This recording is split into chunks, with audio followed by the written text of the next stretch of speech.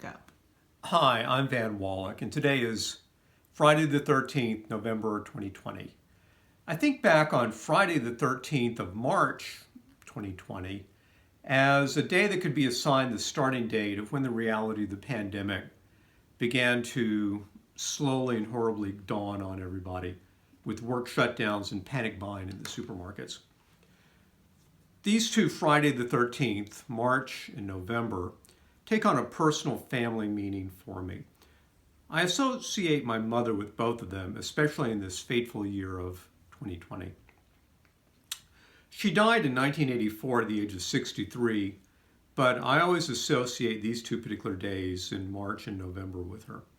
First, her birthday was on March 11th in 1920, so that means that in this year, just as the pandemic was hitting, she would have turned 100 years old.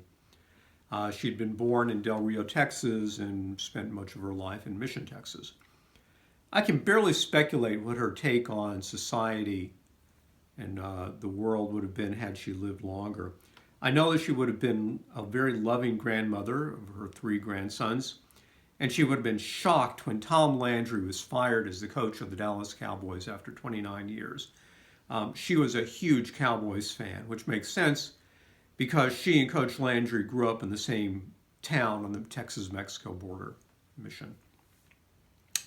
This November 11th, Veterans Day, came 75 years after the end of World War II in 1945. During that time, the war years, Mom did her part, serving as a whack and a wave, first in the Army and then the Navy. She never really said much about her dual service in the military, although pictures of her from the war years make her look very happy. So rather than me sitting here talking about her career and her life back then, I'm going to just read an article that appeared in a local newspaper after the war about her. Probably it was in the Mission Times or the McAllen Monitor. So here you go. She talks Army-Navy lingo. Shirley Listener admits she isn't bilingual, but she can converse in the languages of two services, the Army and the Navy.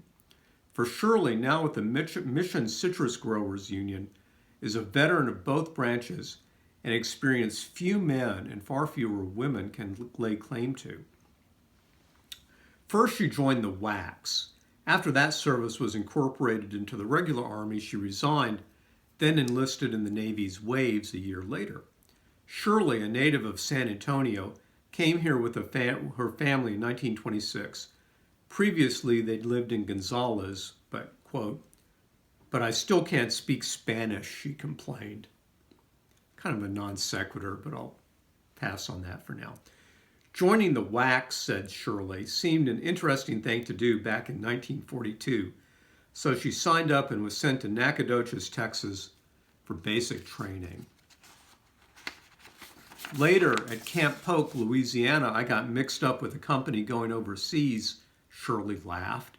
And when I found out where we were going, I got out in a hurry. You had a choice then. The Brooklyn port of embarkation was Shirley's next base. She worked there as a cryptographer, operating, encoding, and decoding messages. A little espionage in my background. "Forget everything you know. They told me when I left there," Shirley commented. I can't tell you much about my work because I did just that. Forgot it." 8 months after arriving in Brooklyn, or in 1943, the WACs went into the regular Army, so Shirley left them. I'd been through the first sergeant's school at Des Moines, Iowa, but they discharged me as a PFC anyway, quipped Shirley. During the next year, Shirley worked at Moore Field, which is in Texas, as a teletype operator. Then, it was the uniform, I guess, Shirley said. She enlisted in the Waves in October 1944. Now quite experienced in communications, she was assigned to the Navy's communications office in Washington, D.C. No wonder I have a bent for journalism and communications. Our office was down the hall from the then Secretary of the Navy, James Forrestal, Shirley remembered. I was there 6 months before I started saluting him. I didn't know who he was. Forrestal went to Princeton and I went to Princeton, so the overlaps in our lives are quite extraordinary. Discharged in March 1946, Shirley fared better in rank with her second service, having been made a T3C. I have no idea what that means.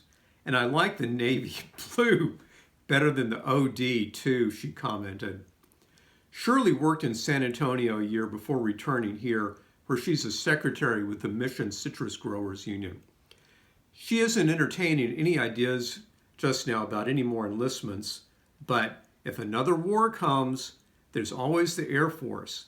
Shirley's thoughts might be as she speculatively scans the sky.